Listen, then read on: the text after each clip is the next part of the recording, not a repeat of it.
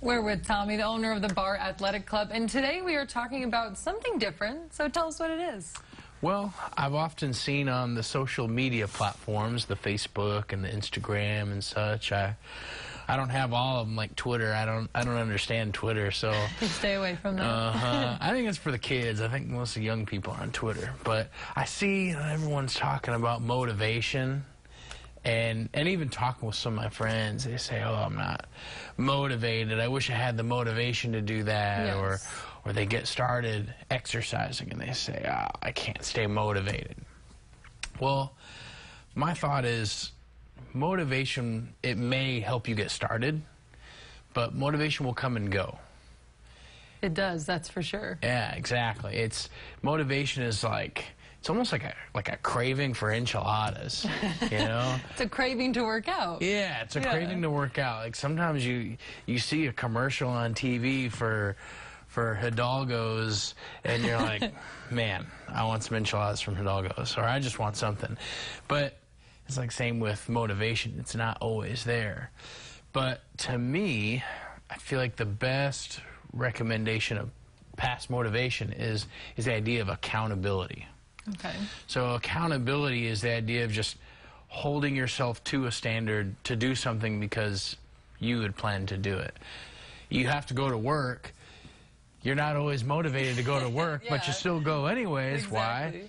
Because you got to pay bills, and if you don't go, or you just no call, no show too many times, then you're going to get fired. If you don't show up for your workout that you only have to do maybe 3 times a week, and, you know, some people do as little as that, or some people go every day. But if you don't show up for one of your workouts each week, that's a third of what you're supposed to do. So if you didn't do that, imagine if you didn't show up for work a third of the time.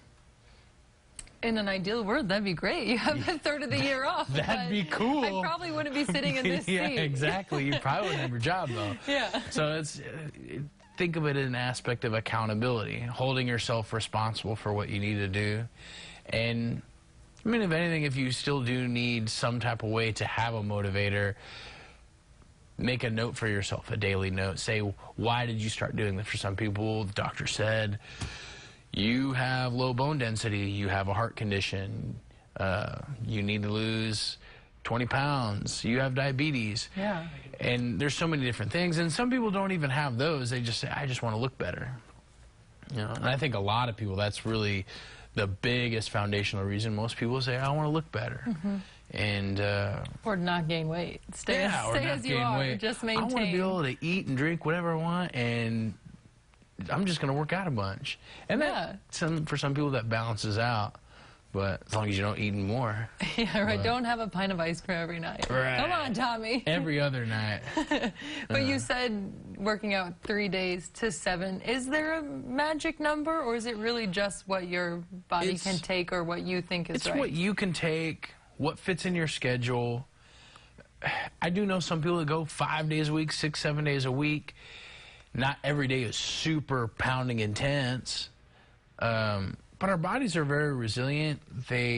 Our bodies will adapt to what we challenge it to. Yes. And I mean, if you destroy it every single day, yeah, your recovery may not be that great, and your workouts each day will be kind of cruddy because you may feel sore and beat down. Yeah, your muscles do need to recover. Yeah, recovery is important. How much time do you need to allow between each workout?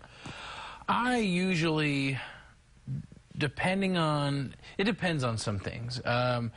For one, depends on the type of training. So say you have someone who is more a bodybuilder type, and they're isolating muscle groups. Okay. So a bodybuilder may do a bicep workout, a shoulder workout, and a leg workout all in one session.